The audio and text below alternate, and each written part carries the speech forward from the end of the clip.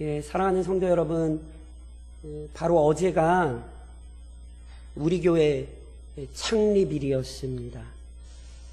주보에도 우리 기록되어 있는 것처럼, 그리고 주보 앞면에 우리 기록되어 있는 것처럼 하나님의 주권적인 섭리 안에서 1958년 3월 9일 우리 교회가 세워졌습니다.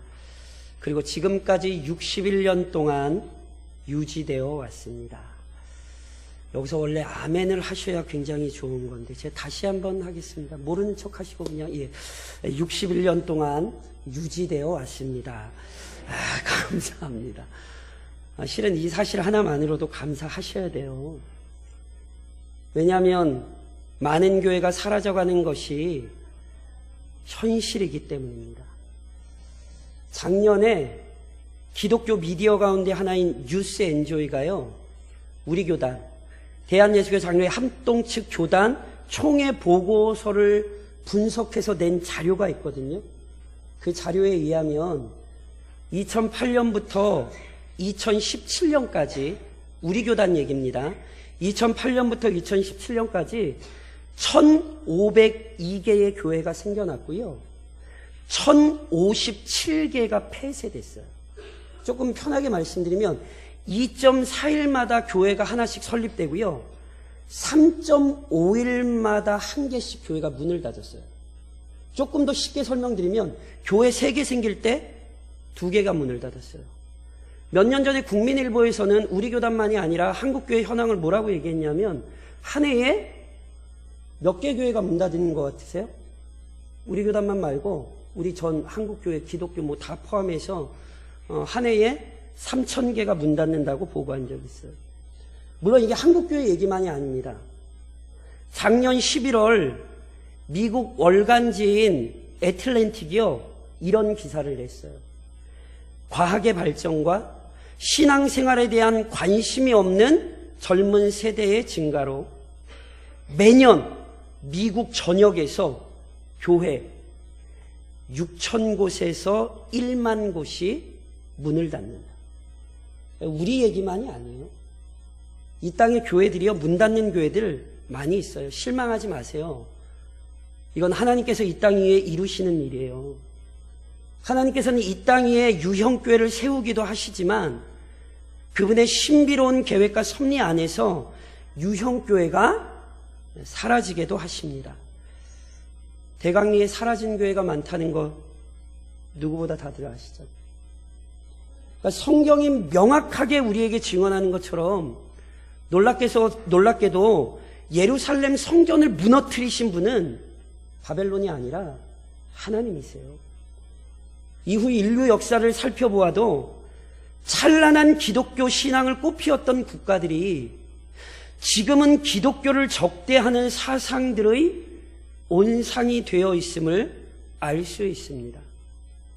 유럽의 많은 나라가 종교개혁의 위대한 전통을 자국의 역사로 가르치기도 하고 자부하기도 하지만 종교개혁자들이 회복했던 순결한 믿음을 보존하여 이어가고 있지는 않습니다. 오히려 말씀에 대한 순수한 열정을요, 구시대의 오해와 편견으로 여기고 인류 문화의 진보와 과학 문명의 발전이라는 이름으로 그 신앙을 폐기해버렸어요. 그래서 실제로 유럽에서 이런 농담이 통용됐어요. 너 아직도 예수 믿니? 이게 역사라고요. 분명히 하나님께서는 이 땅에 유형교회를 세우기도 하시지만 그분의 신비로운 섭리 안에 교회가 사라지기도 하십니다. 그렇다면 제가 한번 여쭤볼까요? 사랑하는 성도 여러분, 우리 교회가 언제까지 유지될 것 같으십니까? 아휴, 목사님 61년이라고 내가 그렇게 얘기를 해놓고 아유, 하필 오늘 같은 날 교회 언제 없어질 거냐. 착각하시면 안 됩니다. 우리 교회가 영원할 거라고 누가 보장을 하죠? 그 수많은 교회가 역사 속에서 없어졌는데 우리 교회가 안 없어질 거라고 누가 장담할 수 있으세요? 우리는요, 개혁신학의 입장에서 이 질문에 대해 언제나 동시에 두 가지를 확언할 수 있습니다. 우선 교회를 세우시고 인도하시는 분은 삼위 하나님이시기에 그 은혜와 능력 안에서 언제나 보호하심을 받고 그리고 인도하심을 경험할 것입니다. 믿으십니까? 그러나 동시에 확언하실 게 있어요. 교회가 하나님의 말씀에서 귀를 돌이키고 머리 대신 그리스도의 권위를 부인하며 성령의 도우심을 외면할 때 우리 교회는 언제든 역사 속에서 사라질 것입니다. 이것이 성경이 가르친 바이고 여전히 우리가 확고히 믿는 바입니다. 그런즉 오늘 우리는 우리의 신앙을 철저히 점검해야 합니다. 하나님께서 우리 교회를 세우셨다는 사실과 지금까지 인도하셨다는 사실을 믿는다면, 그리고 앞으로도 그가 우리를 인도하시고 도우신다는 사실을 기대한다면, 실은 지금 삼위 하나님의 권위 아래 복종하는 신앙을 지켜나가야 합니다. 그 신앙을 순결하게 보존해야 합니다. 그래서 오늘 우리가 이 본문의 말씀을 묵상하려 합니다. 오늘 본문을 통해 61년 된 우리 교회에게 하나의 소망이 생기기를 좀 우리 주님의 이름으로 권면드립니다. 우선 본문에 보면 우리 예수님께서는 연약한 자들의 간구에 관심을 두시고 그들의 형편을 긍휼히 여기십니다. 본문은 예수님께서 벳세다에서 행하신 치유 사건입니다. 예수님께서 벳세다에 이르렀을 때요, 사람들이 맹인한 사람을 데리고 옵니다.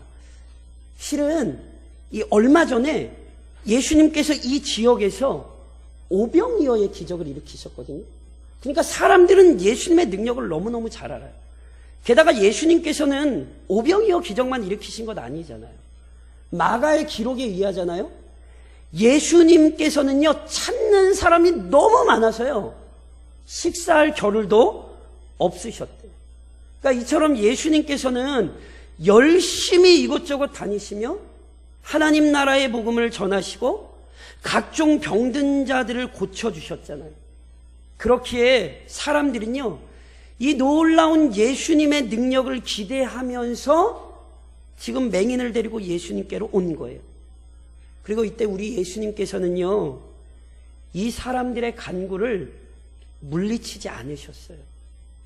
홀로 나올 수 없는 맹인을 이끌고 나온 이 사람들의 마음을요, 우리 주님이 외면치 않으시고 받아주셨지요. 실은 시편 148편이 우리 하나님의 모습을 이렇게 알려주잖아요. 여호와께서는 자기에게 간구하는 모든 자, 곧 진실하게 간구하는 모든 자에게 가까이 하시는도다. 아멘이십니까? 예, 우리 하나님은요, 진실한 마음으로, 정직한 마음으로 도움을 바라는 자들을요, 외면치 않으세요. 그래서 우리 주님이요, 그들을 맞아주시는 거예요. 무엇보다 우리 예수님께서요, 사람들의 손에 이끌려온 이 맹인을 긍휼히 여기셨어요. 그것은 이후에 이어지는 우리 예수님의 행동이 명확히 보여져요. 예수님께서요, 이 맹인의 손을 붙들고 마을 밖으로 나가시거든요. 이 행동은 실은 조금 약간 의아하기는 해요. 지금 사람들이 예수님께 고쳐주세요 이러고 데려온 사람이 어떤 질병이 있죠? 맹인이죠, 맹인. 맹인이 뭔지 아시죠? 안 보이는 사람이에요, 안 보이는 사람.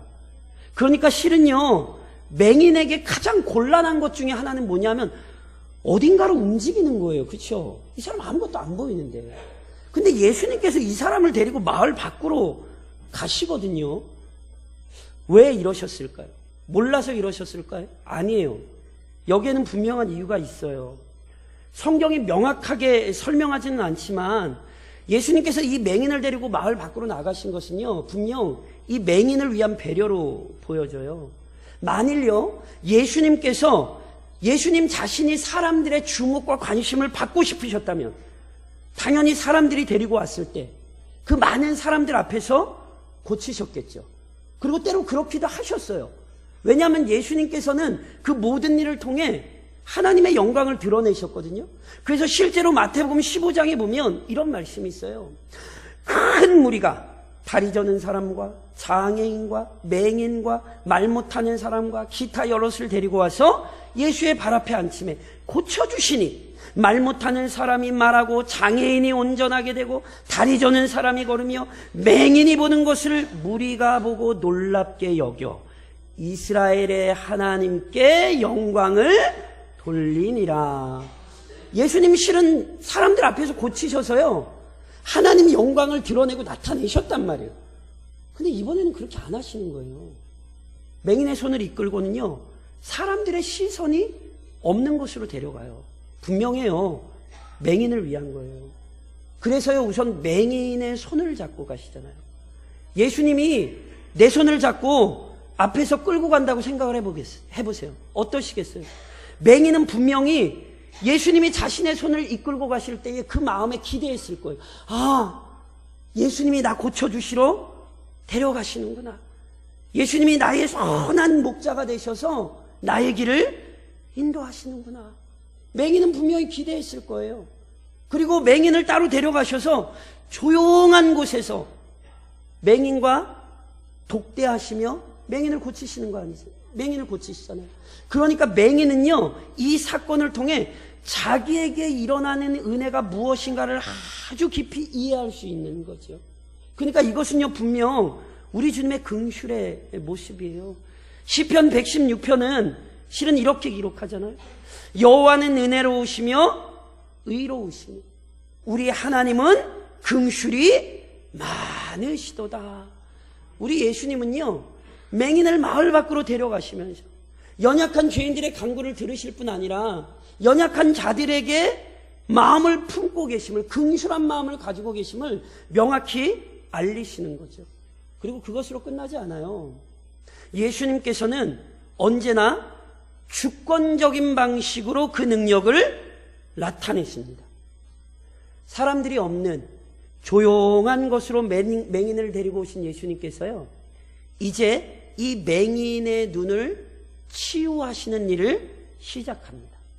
근데 실은 좀 약간 방법이 좀 독특합니다. 예수님께서 이 사람의 눈에 침을 뱉으십니다. 그러니까 눈에 침을 직접 뱉으셨는지 아니면 손에 뱉으셔서 바르셨는지 모르겠어요. 그리고는 안수하십니다. 실은 우리는 잘 알거든요. 예수님께는요 이런 행위가 필요가 없어요. 예수님은 말씀 한마디로도 모든 병을 고치실 수 있는 분이거든요. 실제로 바로 앞장에서 그런 사건이 있어요. 한 이방 여인이요 예수님께 막 달려나와요. 왜냐하면 이 여인은 흉악히 귀신 들린 딸을 두고 있었거든요. 그래서 이 여인이요 예수님께 나와 더러운 귀신 들린 자기의 딸을 고쳐달라고 막 간구했어요. 그때 예수님께서 어떻게 고쳤는지 아세요? 마가복음 7장에 보면 이렇게 기록되어 있어요. 예수께서 이르시되 이 말을 하였으니 돌아가라. 귀신이 내 딸에게서 나갔느니라 하시매 여자가 집에 돌아가 본즉 아이가 침상에 누웠고 귀신이 나갔더라. 보세요. 예수님은요 환자를 보신 적도 없어요. 지금 어머니가 와서 간구했지 귀신 들린 딸이 나온 거 아니었거든요. 근데 우리 주님은 환자도 보신 적도 없는데 나았다고 말씀하시니까 실제로 나았어요, 안 나았어요? 나았잖아요. 이게 주님의 능력이라니까요. 그렇게 실은요 맹인에게 이런 방법을 사용하실 이유가 딱히는 없어요. 그럼에도 불구하고 예수님이 이런 방법을 사용하시잖아요. 왜요? 실은 이건 역시 우선은요 맹인을 위한 배려로 여길 수 있습니다. 조금 전에 예수님께서 맹인의 손을 잡고 마을 밖으로 이동하시면서 맹인이 마음속에 예수님께서 행하실 일을 기대하게 하셨잖아요. 그걸로 안 끝나는 거예요. 맹인의 눈에 침도 뱉으시고 안수도 행하시면서요 이 맹인으로 하여금 예수님이 실제로 자신에게 능력을 행하고 계시다는 사실을 깨닫게 하시는 거예요. 그러니까 이 사람은 볼 수가 없잖아요. 그러니까 예수님이 이 사람으로 하여금 느끼게 하시는 거예요. 내가 지금 너 만지고 있어. 내가 너 지금 고치고 있어. 그래서 맹인은요, 이렇게 체험했기 때문에, 예수님께서 손도 대시고 예수님께서 침도 뱉으셨기 때문에 아는 거예요. 아, 예수님이 고치셨구나. 예수님의 능력이 나에게 나타났구나. 이 사람은 확신할 수 있는 거죠. 동시에 이 사건을 전해 듣고 오늘 우리처럼 이 사건을 보게 되는 모든 사람에게 이것은 또한 동시에 중요한 의미가 있어요. 제가 이렇게 한번 여쭤볼까요? 예수님께서 맹인을 어떤 방법으로 고치시면 좋겠어요? 별로 그렇게 질문 같지는 않죠. 어떻게 고치셔야 될까요? 정답이 뭔지 아세요? 예수님 마음대로죠. 예수님 마음대로죠. 무슨 얘기인지 이해하시겠어요? 예수님께는요, 방법이 중요하지 않아요. 그는 친히 하나님이시기에 자신의 뜻에 따라 모든 일을 행하실 수 있습니다. 그래서 실은요, 예수님이 갖가지 방법으로 병자들을 고치셨어요. 예수님이 소경을 고친 적이 이번 한 번만이 아니거든요. 실은 마가복음 뒤에 10장으로 가잖아요. 바디메오라는 소경을 고치실 때는요, 예수님이 너 뭐 하고 싶어? 물으시고는 예수님 보고 싶어요 이랬더니 그래 봐 이래서 고치세요. 요한복음 9장으로 가시면요, 예수님이 나면서부터 소경된 자를 보시고는 그 사람 앞에 가서 땅에 침을 뱉어 진흙을 개세요. 그리고 그거는 눈에 바르시더니 야, 실로암 가서 씻어. 이래서 고치신단 말이에요. 무슨 방법이 제일 좋으세요? 그렇죠. 예수님 마음이죠. 예수님은 하시고자 하면 자신의 마음대로 모든 것을 하실 수 있는 분이라고. 성경은 지금 이걸 얘기하는 거예요. 욥기 23장에 친히 하나님에 대해 그래서 어떻게 고백합니까? 그는 뜻이 일정하시니 누가 능히 돌이키랴. 그의 마음에 하고자 하시는 것이면 그것을 행하시나니. 마음에 하고자 하시면 그것을 행하시는 분이에요. 방법이 중요한 게 아니에요. 반면 예수님께서 자신의 능력을 가리시면, 즉 하고자 하지 않으시면 아무 일도 일어나지 않습니다. 실제로 이러한 일이 예수님의 고향에서 벌어져요. 예수님께서 어느 날 제자들과 함께 고향을 방문하시군요. 그곳에서 가르치셨어요. 그때 어떤 일이 벌어졌는지 아세요? 마가복음 6장 3절이 이렇게 기록을 해요. 이 사람이 마리아의 아들 목수가 아니냐, 야고보와 요셉과 유다와 시몬의 형제가 아니냐, 그 누이들이 우리와 함께 여기 있지 아니하냐 하고 예수를 배척한지. 마을 사람들이 뭐 했어요? 예수님을요 배척했어요. 이들은 예수님께서 어떻게 자랐는지를 다 봤기 때문에 도대체 하나님의 아들이라고는 믿을 수 없다는 거예요. 그래서 예수님을 배척했다니까요. 그래서 어떻게 했는지 아세요? 이어서 마가복음 6장은 이렇게 기록해요. 예수께서 그들에게 이르시되 선지자가 자기 고향과 자기 친척과 자기 집 외에서는 존경을 받지 못함이 없느니라 하시며 거기서는 아무 권능도 행하실 수 없어 다만 소수의 병자에게 안수하여 고치실 뿐이었고 그들이 믿지 않음을 이상히 여기셨더라. 우리 주님이요 옛 속담을 인용해서 말씀하시는 거예요. 하나님의 사람이요 이 세상에서 인정받는 것이 쉽지 않다. 예수님이 이렇게 말씀하시는 거예요. 즉 그 시대의 불신앙을 말씀하시는 거죠. 그리고는요 아무 권능도 행하실 수 없어. 성경이 이렇게 표현하거든요. 제가 여쭤볼게요. 예수님이 권능을 행하실 수 없는 때가 있나요, 없나요? 당연히 없죠. 그래서 실제로 뒤에 뭐라고 돼? 소수의 병자 고치셨어요, 안 고치셨어요? 고치셨잖아요. 그러니까 아무 권능도 행하실 수 없었다는 말은 예수님의 능력이 안 통했다는 의미가 아니에요. 예수님은 소수의 병자를 고치고 싶으면 고치셨잖아요.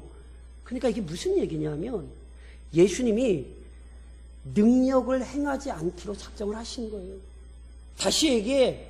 불신앙 앞에서는 예수님이 그 능력을 보여주지 않으셨어요.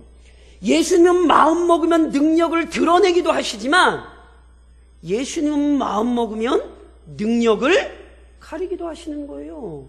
모든 역사가 일어나는 것이 누구 손에 달려 있어요? 예수님 손에 달려 있어요. 그러니 아십니까? 이 시간도 실은 우리가 누구를 의지하며 예배 드리고 있죠? 주님 의지하는 거예요. 왜냐하면 주님이 말씀을 통하여 능력을 나타내고 싶으시면 그는 언제든지 나타내세요.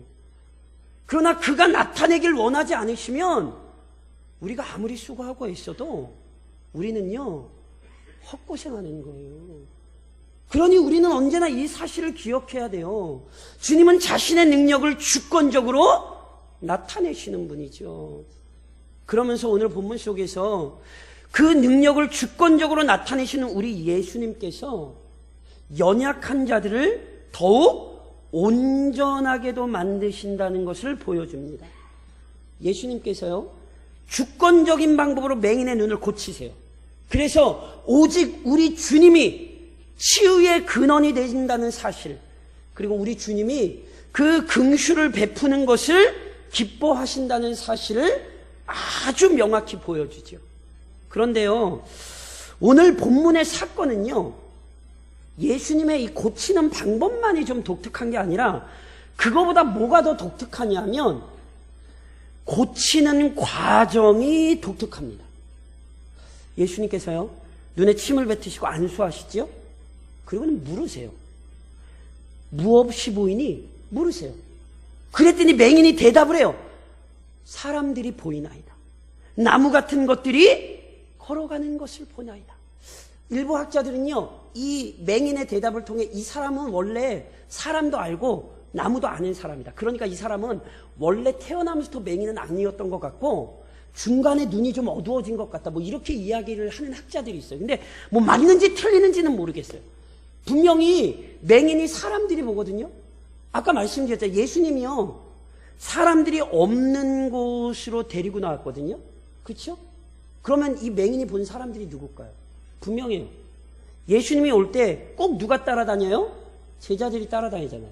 그러니까 제자들도요, 예수님이 이 사람 고치실 때요, 조용한 상태에서 이 사람 어떻게 고치시는가 이렇게 주목하고 보고 있었던 거예요. 그러니까 맹인이 이제 그 제자들을 본 거죠. 그럼 제가 여쭤볼게요. 맹인이 눈 떴습니까? 안 떴습니까? 맹인이 눈 떴어요? 안 떴어요? 떴죠? 예, 분명히 떴어요. 근데 문제가 있어요.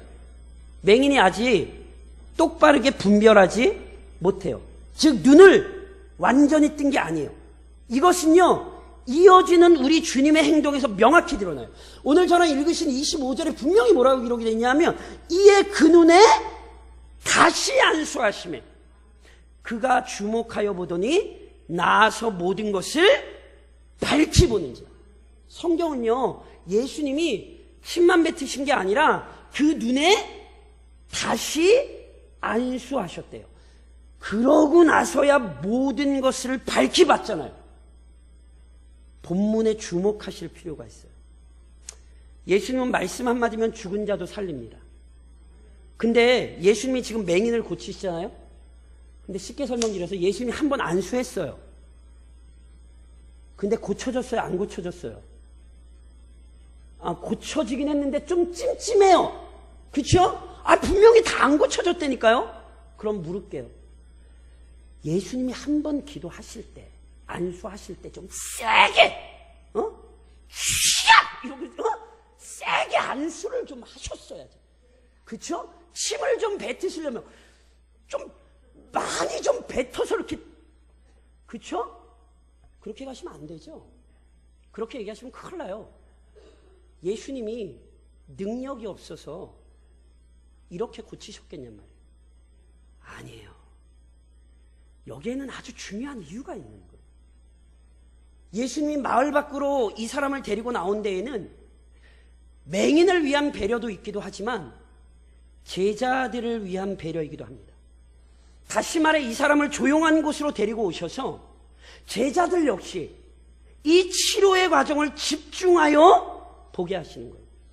그러면서 예수님께서는요, 제자들의 영적 상태를 지금 드러내고 계시며 이들을 가르치고 계신 거예요. 무슨 말씀이냐 하면 예수님의 제자가 된다는 것 또는 그리스도인이 된다는 것이 어떤 것인지를 설명하고 계시는 거예요. 예수님의 제자가 된다 또는 그리스도인이 된다는 것은요, 마치 맹인이 시력을 얻게 되는 것과 같습니다.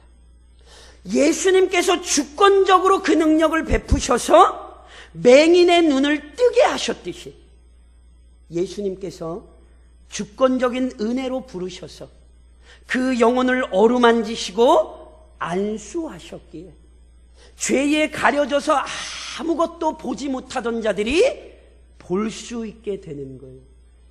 이전에는 알지 못했고 이전에는 보지 못했던 영적인 세계를 경험하게 되는 거죠. 예전에 보지 못했던 하나님의 영광을 보게 되고 예전에 알지 못했던 구원의 은혜를 인식하게 되는 거예요. 그런데 제자가 된다, 그리스도인이 된다는 것은 단순히 눈을 뜨기만 하는 게 아니라는 거예요. 눈을 뜬 걸로 끝나는 게 아니에요. 신비로운 영적 세계를 더 분명히 볼 수 있고 더 온전히 분별하게 되는 거예요. 이게 진짜 믿음이에요. 이러한 측면에서 볼 때 제자들의 믿음은 아직 낮은 수준에 머물러 있어요. 이것이 실은 바로 앞선 사건에서 나와요. 오늘 사건이 일어난 이유가 있어요. 바로 앞에 이런 사건이 있어요. 바리새인들이요, 예수님의 말씀을 듣고 그분의 행하심을 보았지만 예수님의 권위를 인정하기는커녕 이 사람들이 예수님을 오히려 비난했어요. 그래서요, 예수님께서 바리새인들과 종교 지도자들 앞에서 탄식하시면서 그들의 불신앙을 탄식하시며 돌아서세요. 그러면서 제자들을 데리고 떠나오시는 거예요. 그러면서 예수님께서 8장 15절에서 이렇게 말씀하세요. 예수께서 경고하여 이르시되 삼가 바리새인들의 누룩과 헤롯의 누룩을 주의하라. 예수님과 제자들이 지금 함께 뭘 봤냐 하면 바리새인들과 서기관들의 이 불신앙을 봤어요. 그것을 우리 주님이 탄식하시면서 돌아서시는 거예요. 제자들을 데리고 돌아서시는 거란 말이에요. 그러면서 제자들에게 뭐라고 말씀하신다고요? 바리새인들과 서기관 헤롯의 누룩을 주의하라. 이 말씀은 얘들아 봤지? 너희는 저런 불신앙을 따라가면 안 돼. 너희는 저런 불신앙에 동참하면 안 돼. 저런 사람들의 허망한 욕망 너희는 경계해야 돼. 예수님이 지금 이렇게 말씀하신 거예요. 그런데 제자들이 알아들어요? 못 알아들어요? 엄청나게 못 알아들어요. 때마침 제자들에게 떡이 없었거든요. 떡에는 유대인들에게는 아주 중요한 요소가 하나가 있는데 누룩이에요. 누룩이 들어가면 맛있는 떡, 누룩이 없으면 좀 맛없는 떡이거든요. 근데 하필 제자들이 그때 무슨 얘기하고 있었냐면 떡이 있어야 되는데 그래야 점심을 때우는데 이 떡이 없거든요. 그래서 그것 때문에 얘기하고 있어요. 그랬더니 갑자기 예수님이 누룩누룩 끓으시니까 야야야야, 우리가 떡 안 가져와서 예수님이 화나셨나 보다. 아유, 도시락 좀 제대로 챙겨야지. 그래서 예수님이 다시 제자들을 책망하며 이렇게 말씀을 하시는 거예요. 예수께서 아시고 이르시되 너희가 어찌 떡이 없음으로 수근거리느냐. 아직도 알지 못하며 깨닫지 못하느냐. 너희 마음이 둔하냐. 너희가 눈이 있어도 보지 못하며 귀가 있어도 듣지 못하느냐. 또 기억하지 못하느냐. 내가 떡 5개를 5,000명에게 떼어줄 때에 조각 몇 바구니를 거두었더냐. 이르되 12이니이다. 또 17개를 4,000명에게 떼어줄 때에 조각 몇 광지를 거두었더냐. 이르되 7이니이다. 이르시되 아직도 깨닫지 못하느냐. 무슨 말씀인지 이해하시겠어요? 제자들이 지금 뭐 때문에 걱정하고 있어요? 떡이 없어서. 근데 예수님이 어떤 분이에요? 보리떡 5개와 물고기 2마리로도 5,000명을 먹이시는 분이잖아요. 보리떡 7개와 물고기 2마리로 4,000명을 먹이신 분이란 말이에요. 그걸 제자들이 봤어요. 근데 제자들이 뭘 걱정하고 있어요? 떡이 없어서 걱정하고 있어요. 무슨 얘기인지 이해하시겠어요? 제자들은 분명 예수님을 따라다니고 있어요. 제자들은 분명 예수님을 믿어요. 그런데 아직 그들의 믿음이 너무너무 연약해요. 그래서 예수님께서 지금 이 사건으로 제자들을 가르치시는 거예요. 너희가 눈 떴니? 그런데 그거 가지고는 안 된다. 눈을 뜬 걸로 끝나면 안 되고 그 뜬 눈으로 더 분명히 보고 더 밝히 봐야 한다. 우리 주님이 이렇게 말씀하시는 거예요. 지금 제자들에게 필요한 건 다른 게 아니에요. 예수님에 대한 온전한 이해, 예수님에 대한 더 깊은 이해, 다른 말로 해서 영적 성장과 영적 성숙이 필요하다는 것을 예수님께서 이 사건을 통하여 깨닫게 하시는 거예요. 그리고 이 사건을 보는 모든 교회에게 동일한 얘기를 가르치시는 거예요. 그리스도인에게, 교회에게 반드시 필요한 게 뭔 줄 아십니까? 영적으로 성장하는 것이며 영적으로 성숙하는 것입니다. 사랑하는 성도 여러분, 61년 자체가 자랑이 되시면 안 됩니다. 61년은 분명히 은혜의 열매입니다. 그러나 단순히 61년을 자랑하는 것은 굉장히 어리석은 것입니다. 왜냐하면 눈은 떴으나 다르게 분별하지 못하기 때문입니다. 그러니 오늘 우리는 먼저 개인과 교회의 영적 성장을 위해 간구하십시오. 영적 성장은 우선 개인적으로 이루어져야 합니다. 하나님께서 허락하신 구원의 은혜는요, 인간의 성장 과정에 빗대어 볼 수 있어요. 사람은 누구나 어린아이로 태어나 어른으로 성장합니다. 마찬가지로 모든 그리스도인이요, 어린아이와 같은 수준에서 신앙생활을 시작하는 거예요. 그러다 점차 어른과 같은 수준으로 성장하게 되는 것이죠. 이거는요, 이상한 것도 아니고요, 특별한 것도 아니고요, 정상적인 거예요. 아니, 오랜만에 손주들이 왔어요. 오랜만에 손주들이 왔으면 컸어요, 안 컸어요? 컸지요. 근데 그 큰 손주 보고, 야, 임마, 너 왜 컸어? 그러고 따지세요? 당연한 거잖아요. 이게 우리의 신앙에도 마찬가지라니까요. 고린도전서 13장에서 그래서 바울이 무슨 이야기를 합니까? 내가 어렸을 때에는 말하는 것이 어린아이와 같고, 깨닫는 것이 어린아이와 같고, 생각하는 것이 어린아이와 같다가 장성한 사람이 되어서는 어린아이의 일을 버렸노라.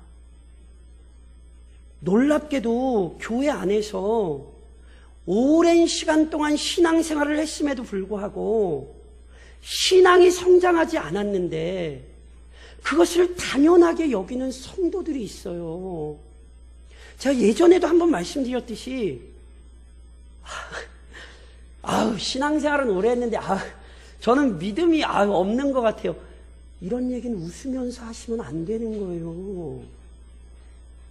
이건 굉장히 가슴 아픈 얘기예요.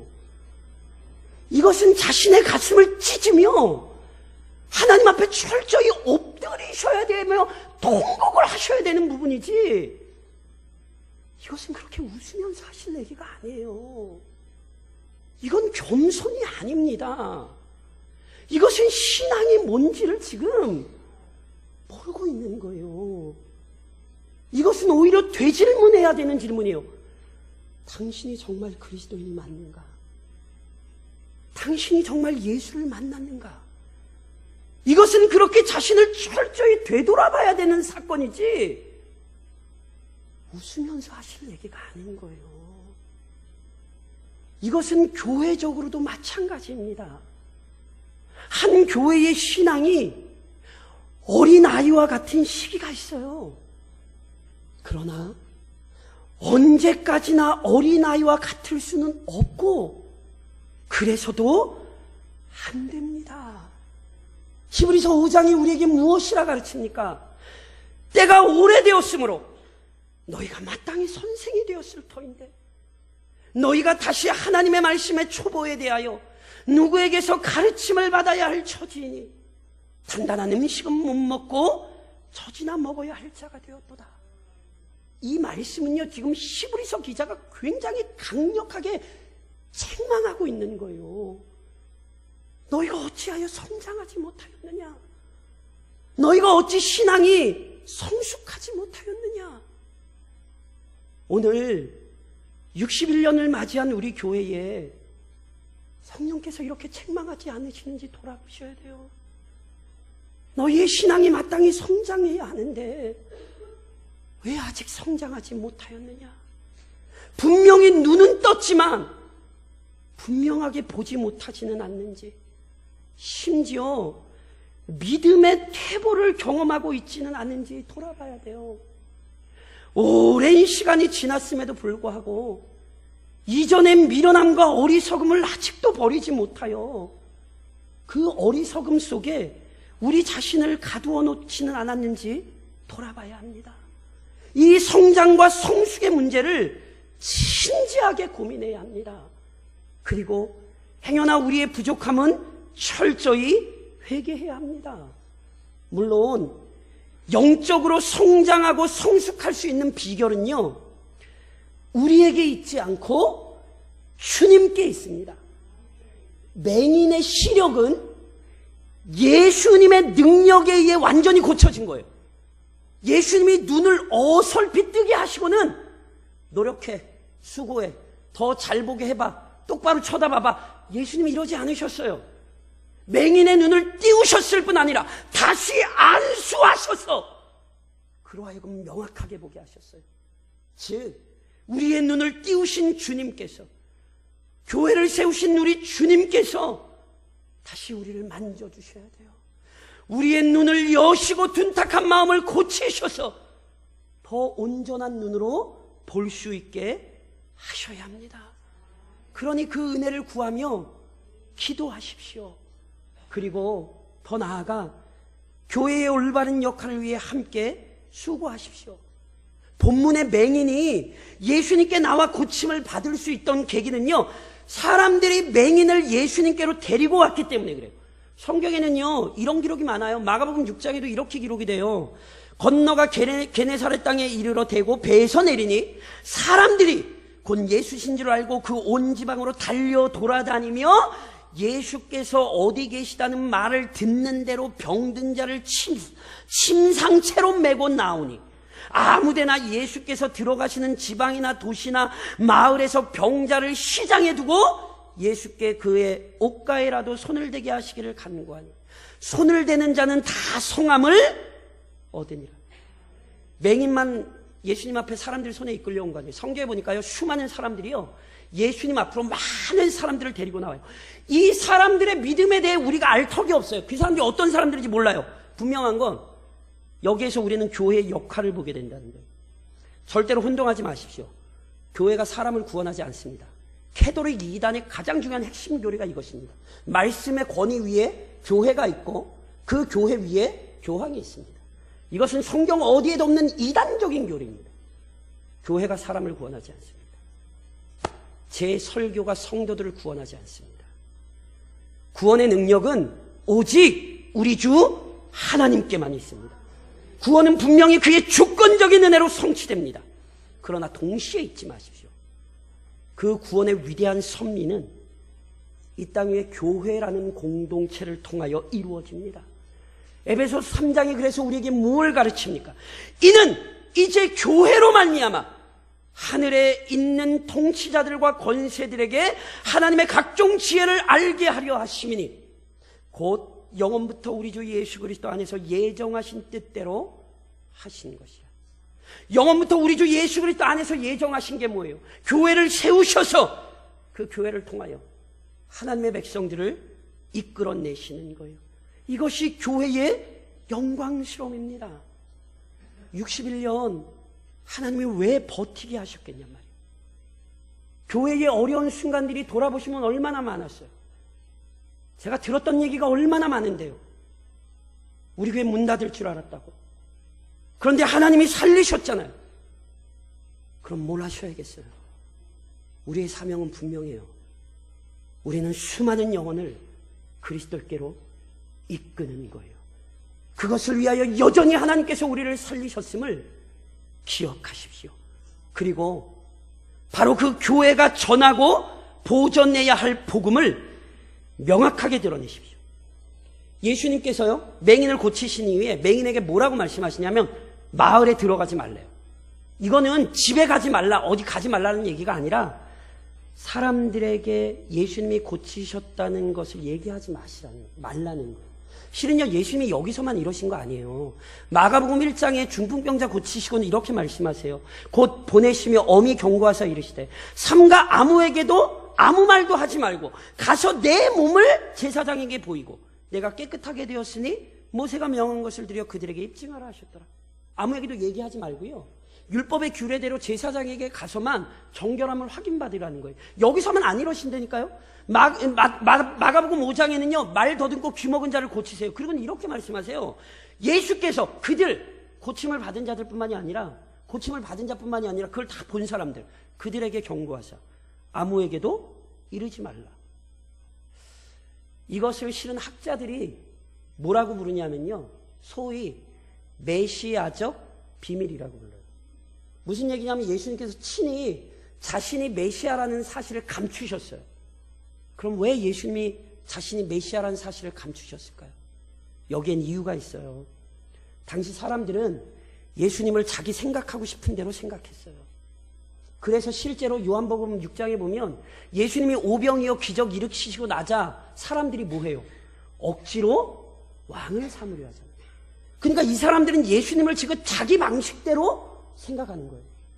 예수님은 지금 그걸 경계하시는 거예요. 나는 이 땅에 하나님의 뜻을 위해 온 사람이고 구약의 예언을 이루러 온 사람이지 너희의 소망을 충족시키러 온 사람이 아니다. 예수님은 자신이 이 땅에 오신 목적을 혼동하지도 않으셨고 혼합하여 가르치신 적도 없어요. 교회는 바로 이러한 예수님의 마음을 이해하고 그 마음에 합당하게 행동해야 합니다. 즉 교회가 전해야 할 것은 순수한 복음입니다. 고린도후서 2장에서 바울은 이렇게 얘기하죠. 우리는 수많은 사람들처럼 하나님의 말씀을 혼잡하게 하지 아니하고 곧 순전함으로 하나님께 받은 것 같이 하나님 앞에서 그리스도 안에서 말하노라. 우리는요, 복음에 다른 거 섞으면 안 돼요. 교회는 사람이 듣기 좋은 얘기 하는 것 아닙니다.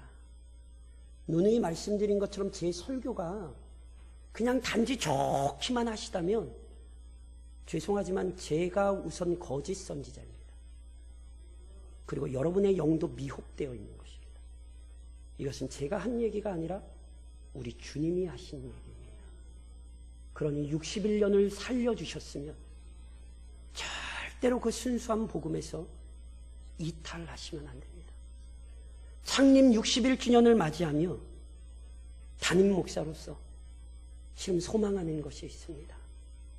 오늘 본문에 맹인에게 일어난 사건처럼 모든 것을 밝히 보는 교회가 되기를 소망합니다. 모든 것을 밝히 보는 것이 무엇입니까? 지속적으로 영적으로 성장하는 교회인 것입니다. 맡겨진 사명을 묵묵히 감당하는 교회이며 순결한 복음을 보존하고 전하는 교회입니다. 언제까지 하나님께서 우리를 이 땅에 세워두실지 알지 못하나 우리 주 예수 그리스도의 재림 앞에 부끄럽지 않게 마지막까지 모든 것을 밝히 보는 교회로 우리의 사역을 좀 감당하실 수 있기를 우리 주님의 이름으로 권면드립니다.